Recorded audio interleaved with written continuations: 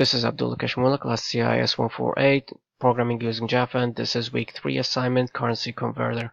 This is my main class, and in the main class, this will get the user input, and each one of these classes is gonna do the conversion from US dollars to the other currencies. Starting with the user input, this class is for the user input, and I found out that I have to call my variable public static to be able to be seen by the other classes. Static means after using the variable, it does not get removed, or I have to enter it again. And I also added the condition that the variable has to be 0 or greater than 0. If it's a negative, it's going to ask to enter a positive number.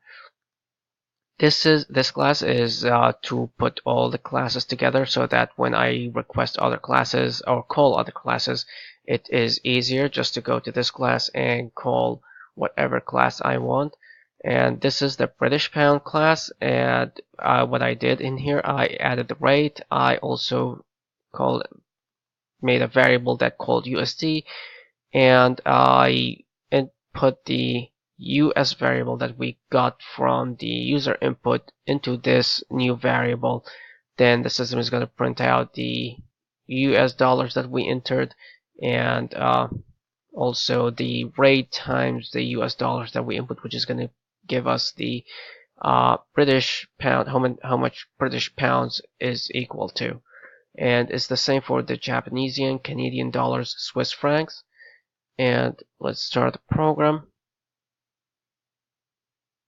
In case we enter a negative number, let's say -3, it's still going to ask us for a positive number. And we can also enter, since it's a double, we can enter the cents too. So 3.54 is going to equal to 2.5 British pounds, and so on for the other currencies.